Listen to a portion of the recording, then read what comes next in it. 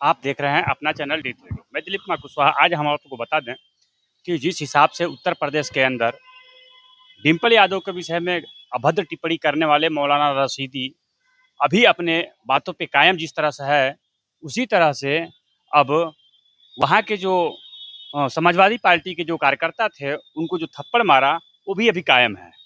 बहुत ही एक दुखद ये बात है कि अभी तक जो इसकी पत्नी के विषय में अभद्र बात कही गई, अखिलेश यादव ने अभी भी चुप्पी साध रखी है और डिम्पल यादव का भी अभी तक कोई बयान नहीं आया है। लेकिन यही कहा जाए कि एक कथावाचक जो यादव थे, उन्होंने कुछ गलत किया या नहीं किया, लेकिन जब उनके ऊपर वहाँ के कुछ ब्राह्मणों ने उनका मर्यादा जो लांघने का काम था, उस पे उन्होंने रोक लगाया, शायद मारा भी, क्या कहा। लेकिन उसके एवज में अखिलेश यादव उस यादव को बुला करके सम्मानित करते हैं। आप लोगों ने देखा होगा कि उस यादव का कथा कैसा कहने वाला है और किस हिसाब से उसका अंदाज है। हम इस पे कुछ नहीं कहेंगे, आप लोग स्वयं उस यादव की कथा सुन लेना। मैं दूसरी बात आप लोग बता दूं कि जिस हिसाब से मौलाना रशीदी की पिटाई हुई है, अभी भी जो संयोजक है समाजवादी पार्टी का, जिन्होंने उनके ऊपर थप्पड़ मारा है, वो भी अपने बातों पे अभी कायम है और उनका कहना है कि अगर मौलाना रशीदी अपने इन हरकतों से बाज नहीं आएंगे तो इससे ज़्यादा हम उनके ऊपर और भी बरसाएंगे। अब ये बात तो यहीं रोक दीजिए। इस समय बिहार का चुनाव होने वाला है और बिहार के चुनाव में अब जो यादव कम्युनिटी है और मुस्लिम कम्युनिटी है, अब आपस में आमने सामने आ गई है। अब मुस्लिम कम्युनिटी का कहना है, जैसे एमआईएम के जो वहाँ के असदुद्दीन ओवैसी जो लड़ने वाले हैं, उनका कहना है कि जब बिहार की सरकार ने अपने शासनकाल में जब यहाँ पे जातीय जनगणना कराया, तो यादव वर्ग से ज़्यादा हमारी बिरादरी है बिहार के अंदर। तो जो तब लालू यादव के लड़के क्यों नहीं एक मुस्लिम को वहाँ का मुख्यमंत्री घोषित करते हैं या राष्ट्रीय अध्यक्ष घोषित करते हैं। अब बिहार की हवा बदलने के कगार पर आ चुकी है। अब बिहार के जो मुस्लिम वर्ग है, वो ये कह रहा है कि अब की बार हम लालू यादव को भी नहीं देंगे। अब की बार हम जहां तक प्रयास करेंगे कि असदुद्दीन ओवैसी की ज़्यादा से ज़्यादा सीटें बिहार के अंदर निकाली जाए। अब ये फ़र्क जो यूपी के अंदर कांड हुआ, अब ये फ़र्क बिहार में देखने को मिल रही है। अब वहाँ तीसरी पार्टी एक आ गई है, जनसुराग पार्टी। जनसुराग पार्टी के साथ खड़े हैं उनके जो पहले बीजेपी में रहा करते थे मनीष कश्यप, वो जनसुराग पार्टी में आ चुके हैं और जनसुराग पार्टी के जो अध्यक्ष हैं, वो भी अपना दबदबा बिहार के अंदर ज़्यादा दिखा रहे हैं। उनका कहना है कि बिहार के अंदर हम वो हर चीज़ बदलेंगे, जो हमारे बिहार के लोग पलायन करते हैं, पलायन को रोकेंगे और ज़्यादा से ज़्यादा हम उनको रोजगार का व्यवस्था कराएंगे। यही बात है कि आजकल बिहार की जो भाषा है, भेष भाषा है और जो वहाँ की वोट है, वोट समीकरण अब बदलते नजर आ रहा है। बिहार में देखा जाए तो ज़्यादातर लोग अक्सर बाहर रहा करते हैं, जो वहाँ पे कंपनियां नहीं होने के कारण अपने रोजी रोटी यापन के लिए लोग हर वक्त बाहर जाया करते हैं। दूसरी बात क्या है, बिहार की जो हवा है और दशा और दिशा है, वो बदलती जा रही है। आने वाले समय में जब 1 या 2 महीने के अंदर बिहार में चुनाव होने वाला है और इस बिहार के चुनाव में ये देखा जाएगा कि किसकी अधिक सीटें आ रही है। दूसरी बात क्या है, बीजेपी को भी झटका लगते हुए बीजेपी में जहां तक सुनने में आया है, जो चिराग पासवान हैं, उनके जो नेता हैं, वो अब निकल के हट रहे हैं और बाहर जा रहे हैं। अब बीजेपी के पास भी कोई ऐसा विकल्प नहीं है कि जो अपने दम पर वहां अकेले मुख्यमंत्री बना सके। और लालू यादव तो बहुत दूर दूर तक राजग तो बहुत दूर दूर तक है, वो नहीं बना सकती है। अब वहाँ का मेन देखा जाए तो नीतीश कुमार पे फिर आकर के नैया टिकी हुई है। अब नीतीश कुमार फिर से क्या वहाँ का सीएम बनेंगे? आने वाले चुनाव में जब चुनाव हो जाएगा और जब सीटें गिनती हो जाएगी किसकी कितनी सीटें आ रही है, तो ये चुनाव बहुत ही इंटरेस्टिंग होने वाला है।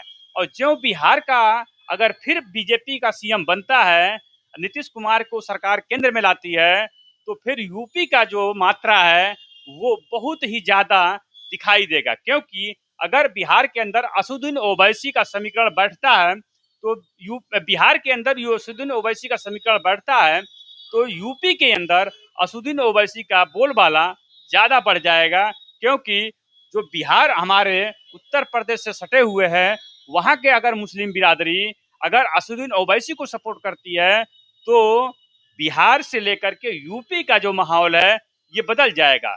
दूसरी बात क्या है, आने वाले समय में मायावती जी का बोलबाला हमें लगता है कि अगर अखिलेश यादव का समीकरण करता है तो मायावती आगे बढ़ने के कगार पर हैं, क्योंकि यूपी के अंदर मुसलमान वर्ग है, ये कुछ वोट मायावती की तरफ जाता है, कुछ समाजवादी के पास जाता है और कुछ एमआईएम काट लेता है। अब ये इसीलिए बीजेपी अपने अच्छे बहुमत के साथ उत्तर प्रदेश के अंदर सरकार बना लेती है और यही समीकरण हर जगह चलता है। जहां मुस्लिम कम्युनिटी ज्यादा है वहां पर कांग्रेस को भी मुस्लिम का वोट चाहिए, समाजवादी को भी चाहिए और एमआईएम को तो चाहिए चाहिए। अब देखा जाएगा कि आने वाले बिहार के चुनाव का समीकरण के हिसाब से अगर वहां पर बीजेपी की सरकार नहीं बनती है तो किसकी सरकार बनेगी, क्योंकि वहां गठबंधन कई हो जाएगा।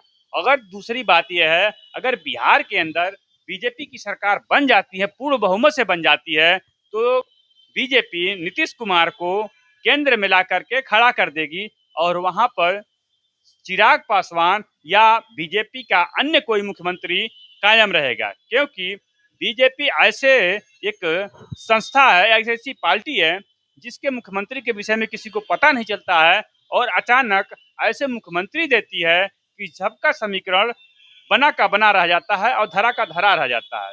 जैसे मध्य प्रदेश के अंदर शिवराज सिंह चौहान अच्छे एक मुख्यमंत्री के रूप में कार्यरत थे और कार्य कर रहे थे, लेकिन शिवराज सिंह चौहान को हटा करके वहां पर मोहन यादव जी को मुख्यमंत्री घोषित कर दिया जाता है और ये बात किसी को पता नहीं चलता। यही समीकरण आपको दिल्ली में दिखाई देता है कि यहाँ पर बहुत बड़े बड़े नेता यहाँ सामने आते हैं, लेकिन बीजेपी की जब यहाँ पूर्ण बहुमत आती है तो अचानक जिसको कोई नहीं जानता था, रेखा गुप्ता जी को यहाँ का मुख्यमंत्री घोषित कर दिया जाता है। यही समीकरण बिहार के अंदर अगर बीजेपी पूर्ण बहुमत की सरकार बनाती है तो बिहार के अंदर यही चीज होगा, नीतीश कुमार को हटा करके केंद्र में ला देगी बीजेपी सरकार और वहां पर कोई नया चेहरा बीजेपी की तरफ से शामिल हो जाएगा और वहां का बिहार का मुख्यमंत्री घोषित होगा।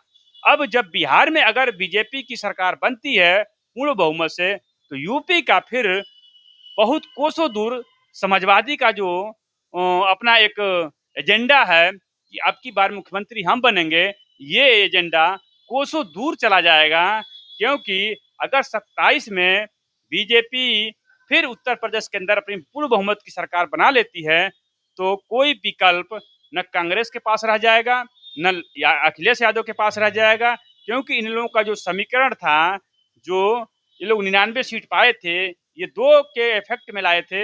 एक था कि हम 8500 रुपया देंगे और दूसरा था कि भारत में संविधान बीजेपी अगर पूर्ण बहुमत की सरकार आती है तो खतरे में पड़ जाएगा। मैं आप लोगों को बता दूं कि न संविधान खतरे में पड़ा और न 8500 रुपये मिला। इस समीकरण को अब ये लोग नहीं चला पाएंगे, ना यूपी के अंदर और ना ही बिहार के अंदर।